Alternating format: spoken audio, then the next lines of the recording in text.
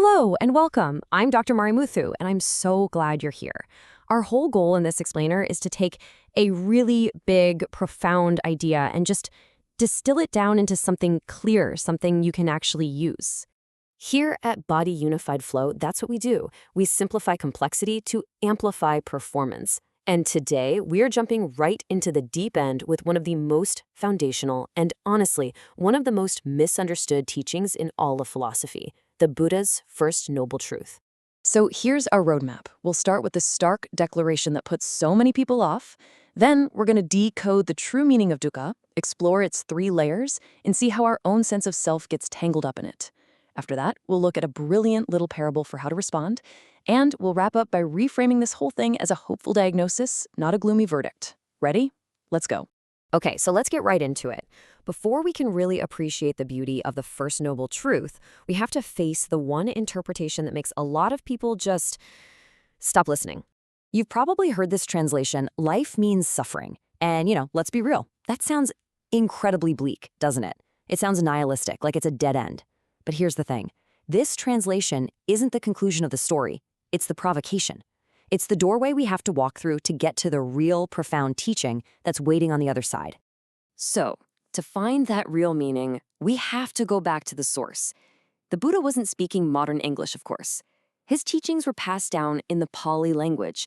And the specific word he used, well, that's the key that unlocks this entire concept. And that word is dukkha.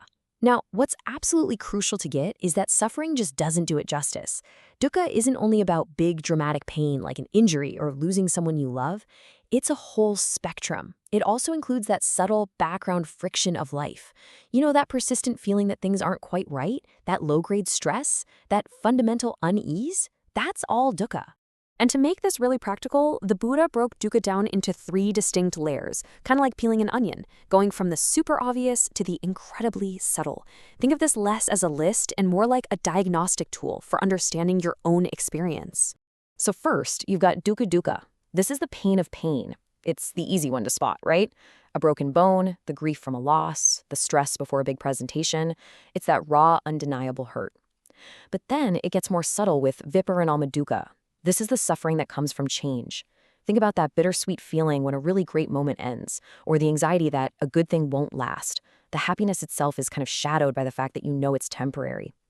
And finally, the deepest layer, sankhara dukkha. This is a profound existential unsatisfactoriness. It's like the quiet hum of unease in the background that comes from just being a temporary creature in a constantly shifting world. It's a feeling of groundlessness. So where on earth does this pervasive sense of unease actually come from? Well, the Buddha's analysis goes right to the heart of something we take for granted, our self. He suggests that what we think of as a solid me is not a thing at all, but an ever-changing process.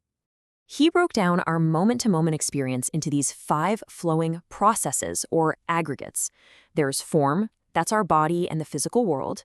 Then feeling, just the raw input of pleasant, unpleasant, or neutral. Then perception, how our mind labels that feeling. Then mental formations, our reactions, our thoughts, our habits. And finally, consciousness, the simple awareness of it all. Now here's the radical part. We mistake this constantly shifting river of processes for a solid, permanent me. And this is the absolute core of the teaching. The Buddha didn't say the 5 aggregates are dukkha. He said the 5 clinging aggregates are dukkha. The problem isn't your body or your feelings or your thoughts. The problem, the real engine of suffering, is our desperate clinging to them, trying to build a solid, permanent identity out of things that are fundamentally like water flowing right through our hands. Now, I know what you might be thinking. This sounds a little abstract, right? A bit philosophical? Well, the Buddha gave us a brilliantly simple and practical metaphor that shows exactly how this works in our day-to-day lives, and more importantly, what we can actually do about it. He said that in life, we're all going to get hit by a first arrow. This is the unavoidable painful stuff. Getting sick, losing a job, an accident, a disappointment. These things just happen. They are a given part of being human. No one gets a free pass. But here is the game changer. After that first arrow hits, what do we almost always do? We shoot a second arrow right into ourselves. This second arrow is our mental reaction. It's the blame, the anger, the resentment, the endless story of why me? So the first arrow is unavoidable pain. The second arrow is self-inflicted suffering. And the Buddha's truly radical insight was this: the second arrow is optional. You don't have to fire it. You can almost boil this whole idea down to a simple formula. Pain multiplied by resistance equals suffering. The initial pain, the first arrow, is a given. But it's our mental resistance, our fight against what's already happened, our desperate wish for reality to be different, that's what multiplies the initial pain into long-term, deep suffering. The entire practice is just learning not to fire that second arrow. Okay, so let's zoom out and bring this all home. It is so easy to hear all of this and think, wow, this is a pretty bleak view of the world.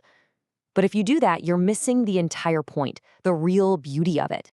You see, the Four Noble Truths follow the structure of ancient Indian medicine. First, identify the symptom. Second, diagnose the cause. Third, determine if a cure is possible. And fourth, prescribe the treatment. So the first noble truth, there is dukkha, isn't a life sentence. It is simply the diagnosis. Think about it. A doctor who says you have an illness isn't being a pessimist. They're being a realist. They are giving you the crucial information you need to start healing. Acknowledging dukkha isn't defeat. It is the courageous and necessary first step toward freedom. And that, of course, leads us to the most hopeful question of all.